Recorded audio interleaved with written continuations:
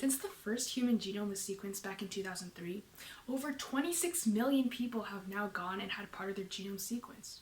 You've probably seen a ton of these videos on YouTube, with people showing the process of them spitting into tubes, shipping them off in boxes to companies such as Ancestry DNA and 23andMe, and then sharing the results a couple weeks later.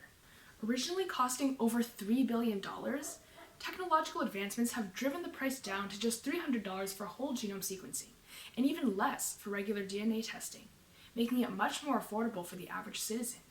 Personal genome sequencing has become popular for a wide range of reasons, from learning more about your genetic health risks and screening for carrier status of rare diseases, to diagnosing genetic diseases and learning more about your ancestry.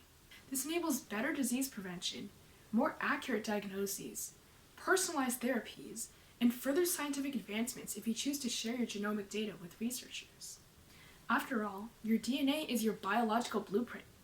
There's no wonder why people are so curious and eager to find out what makes them themselves. However, one of the largest things that's impeding the growth of this market is data privacy concerns. Ever since the Facebook and Cambridge Analytica scandal in 2018, people have been much more cautious about their personal data.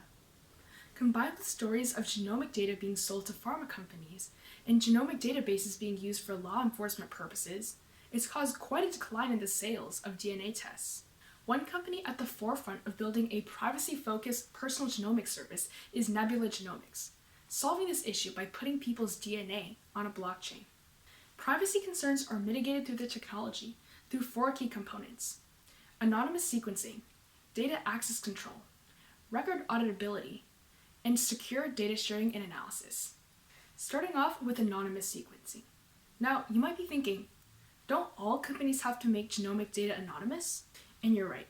Before companies can share genomic data with researchers, all personal identifiers accumulated from the process of setting up an account, paying with your credit card, and having it shipped to your address would have to be stripped away, or de-identified.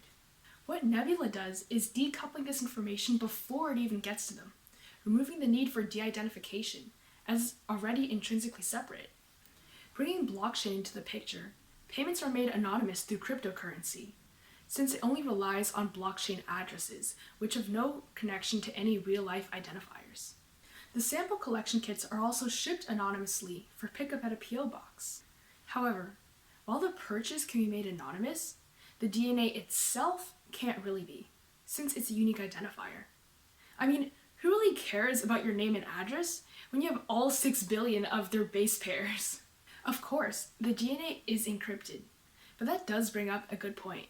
Anonymous sequencing alone is insufficient to completely protect privacy, so any data sharing must happen in a controllable and transparent environment. Hint: blockchain. If you don't already know, blockchain is an immutable, transparent, decentralized digital ledger of records, where a copy of all the data is stored across all the nodes in the network.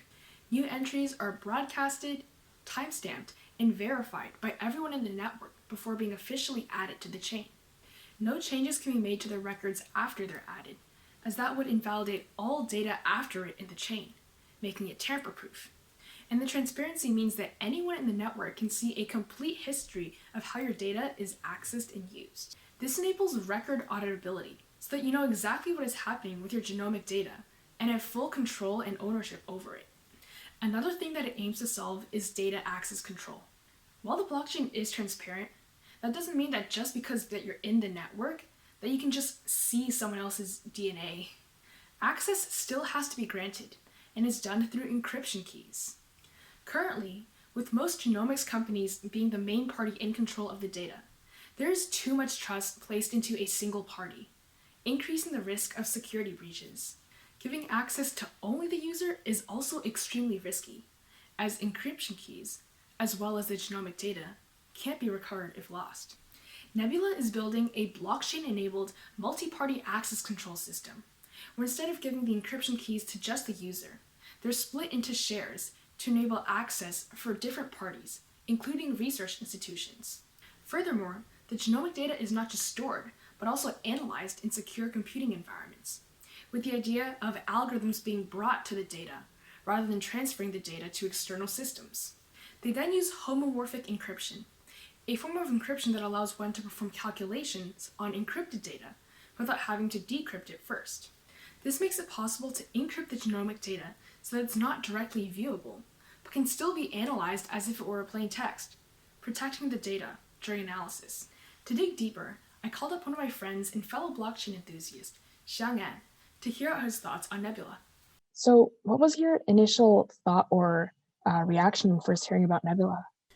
When I first heard about Nebula, I always thought it was this forefront of actually providing people who participate in scientific research the real credit that they deserve. Given the fact that these people are already paying thousands of dollars for their genetic test kit, only to kind of be profited off of, it's not fair for the person who is getting this data.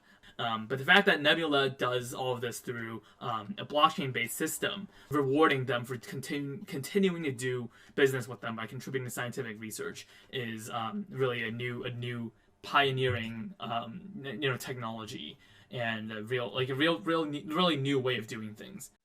Given that there are 6 billion base pairs to deal with in sequencing a whole genome, what do you think the scalability would look like?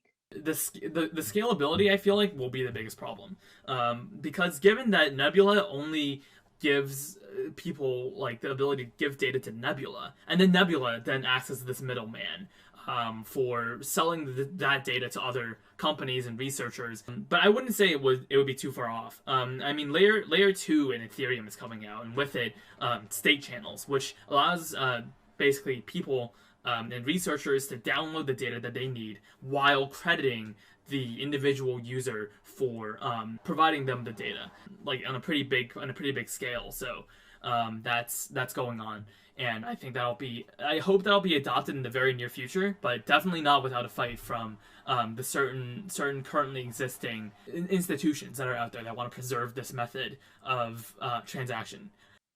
Lastly, where do you see Nebula Genomics going in the next couple of years? I think that Nebula Genomics will probably be the leader in genetics genetic services, because Nebula is probably the first way of like recompensating the people who are inserting genetic information for scientific research and selling that data to other buyers out there and benefiting kind of both parties.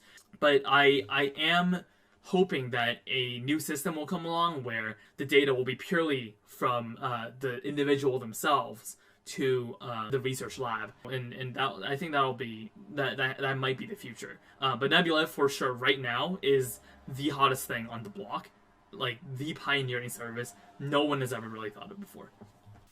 Overall, I'm super excited to see where Nebula Genomics goes.